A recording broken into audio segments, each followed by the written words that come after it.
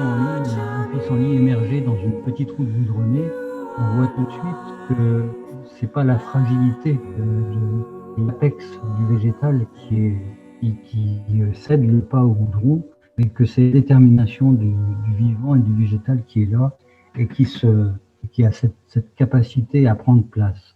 Et d'ailleurs, quand on voit les sécheresses qu'on a connues ces dernières années, où on a eu des prairies grillées tout l'été, hein, on se demandait, c'était du vrai paillasson, on se demandait ce qui allait se passer après, on avait l'impression que tout était mort. Et ben aux premières pluies de l'automne, tout s'est mis à reverdir, comme par enchantement. Il y a comme une détermination, quelque chose qui est un peu inéluctable avec l'arrivée du vivant. Ce contraste, ça contraste évidemment donc avec la subtilité. Je parlais de l'apex des végétaux qui est très subtil, mais par exemple, quand on cueille des bourgeons pour la gémothérapie, on ressent de façon très intime qu'il y a un moment donné où le bourgeon se met à bouger. Et c'est là qu'on sent qu'il a le plus de vie en lui et qu'il a le plus de force concentrée de l'esprit dont il parlait Ulrich tout à l'heure. Une autre expérience que apporte le végétal, c'est que il a de multiples formes, mais on le reconnaît entre mille. Il est fixé à un endroit, mais il est complètement mobile dans son expression, et c'est comme s'il ne restait pas en place. Il est une succession de formes éphémères qui se succèdent dans le temps, quoi, hein. Quand on voit un champ de pissenlit au printemps, il est tout jaune, et on peut revenir le lendemain, mais c'est tout blanc de toutes ces petits cosmos de graines de pissenlit qui s'éparpillent partout, quoi. Et on réalise pas qu'on a loupé quelque chose. On se dit tiens, c'est jaune, aujourd'hui c'est blanc. Il y a quelque chose d'un petit peu mystérieux dans cette métamorphose continuelle du temps. Alors là, j'ai perdu quelque chose. Je vous avais perdu, excusez-moi. Donc, le végétal, c'est donc quelque chose, c'est un être qui a la propriété de se métamorphoser tous les jours, qui ne reste pas en place et qu'on ne peut vraiment connaître que si on fait un effort d'imagination pour intégrer toutes les petites parties que sont de la graine jusqu'à la graine, en passant par la plantule, les feuilles, la tige, etc. Parce que tout ça, c'est le végétal en entier, mais à chaque fois, on en voit juste une petite partie, et on l'a jamais en entier devant nous. Pour l'avoir en entier, il faut faire cet effort d'imagination, et c'est comme si on s'initiait à l'intégration du temps, quelque part. Et puis, une autre expérience qu'on peut faire avec le végétal, c'est qu'il reflète complètement son environnement. Il exprime, malgré la diversité, son environnement. L'autre jour, j'ai fait un petit tour en Corse et j'ai vu dans un même endroit du maquis corse des pistachiers ou l'hélicryse, qui sont deux plantes très différentes, mais qui, à leur façon, exprimaient complètement les spécificités du pistachier et l'hélicryse. Et on sait que l'hélicryse de Corse ou l'hélicryse de la Drôme n'auront pas les mêmes propriétés. Voilà, donc pour le végétal, c'est un mouvement, c'est quelque chose de fixe, mais qui s'inscrit dans le mouvement et qui nous provoque à sortir de nos instantanés pour s'engager dans le rythme du temps, et c'est l'année, et c'est le fil des saisons qui nous permet de nous relier à ça. Avec l'animal, on a affaire à quelque chose de encore très différent. Parce que si le végétal se métamorphose plus sur place, l'animal, lui, il est dans une mobilité constante, mais il garde sa forme. Il a une forme donnée et c'est cette forme-là qui va bouger. Et avec l'animal, on est confronté à un caractère, hein. C'est la qualité de l'animal qui qui nous confrontent à chaque fois. Le serpent qui s'insinue, le rapace qui plane, mais aussi, bon, la vache paisible, je parle de mes vaches, ou de mon rodin paisible en train de brouter, et tout cela, ça répond en nous. Il y a un écho qui se fait en nous-mêmes. Hein. Et ça peut être une confrontation très, très paisible, très joyeuse, et parfois aussi plus difficile, plus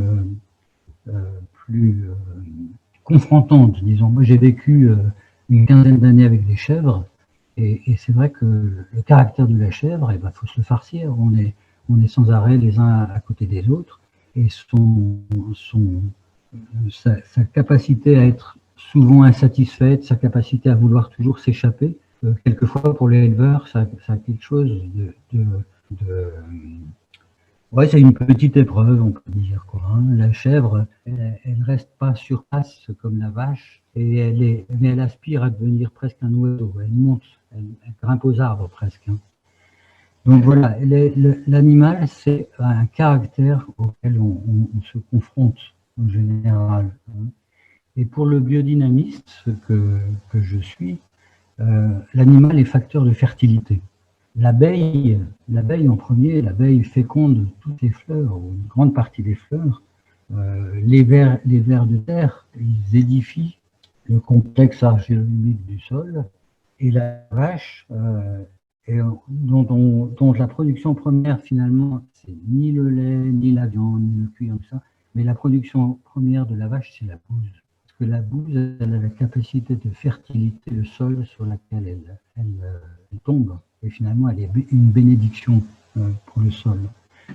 La fertilité est vraiment reliée au monde animal et toute la nourriture des villes dans les siècles précédents était un maraîcher qui était dans les ceintures maraîchères autour des villes.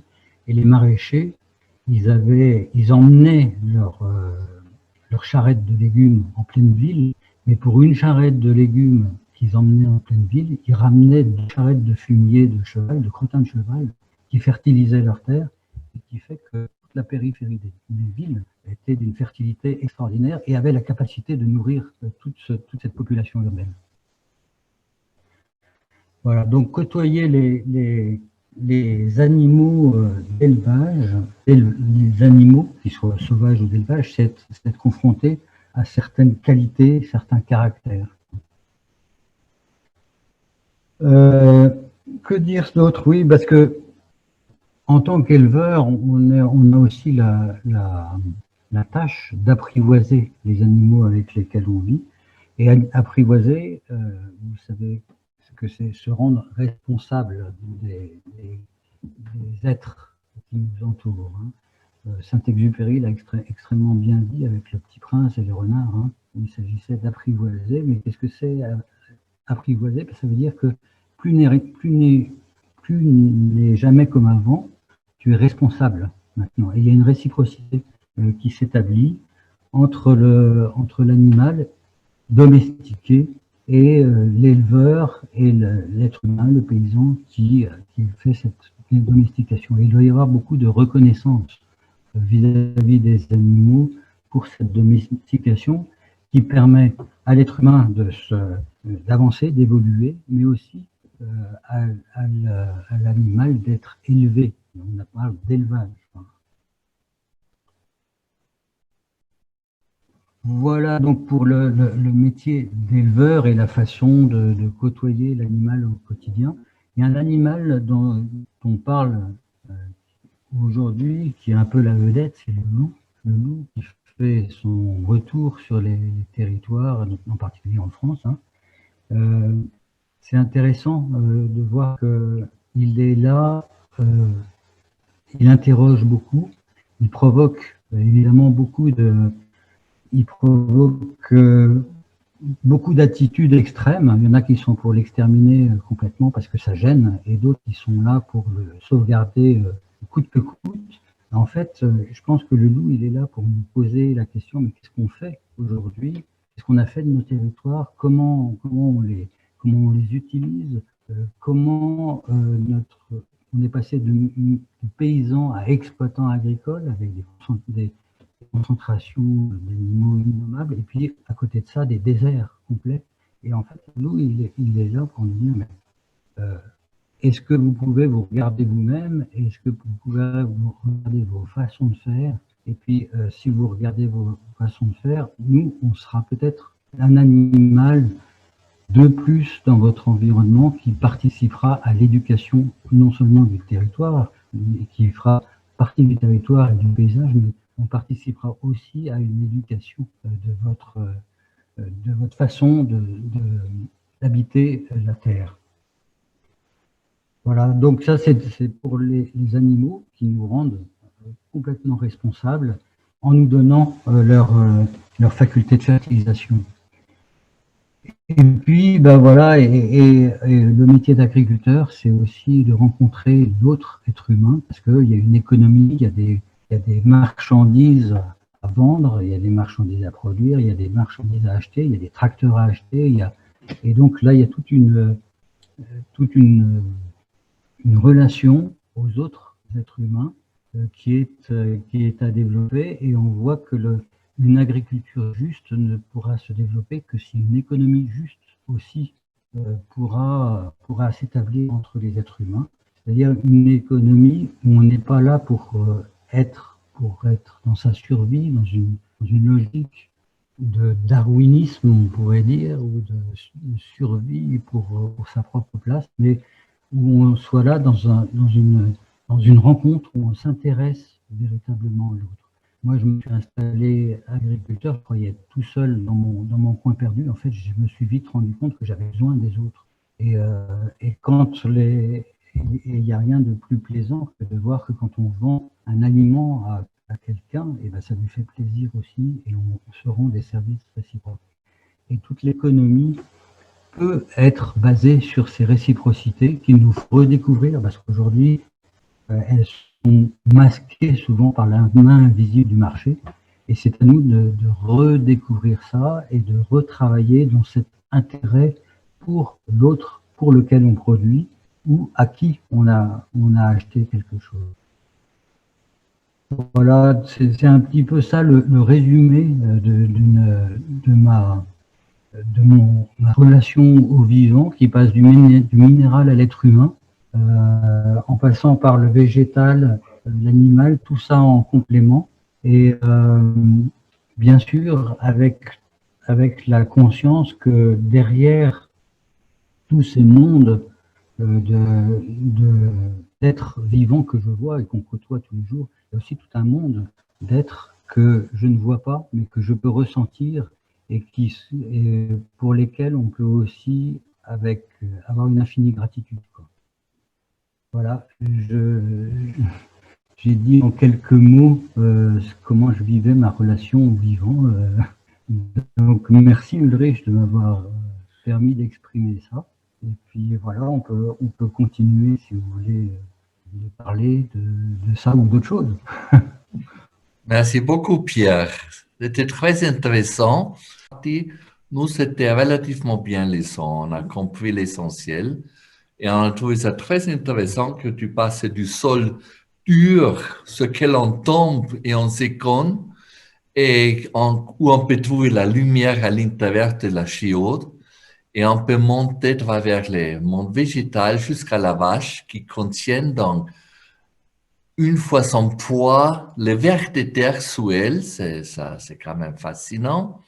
Et on arrive jusqu'à l'être humain qui est obligé de dépendre des autres et d'échanger et d'animer quelque part tout autour de lui grâce à son existence. Je vous remercie beaucoup. Vous avez reçu un petit avant-goût pour la prochaine réunion où Jean-Marc va être notre invité. Donc, on passe de vache au Vivaldi. Je vous propose maintenant de terminer avec une petite musique de... Et merci Pierre, merci infiniment Pierre. Merci vraiment Pierre et merci à tout le monde. Merci.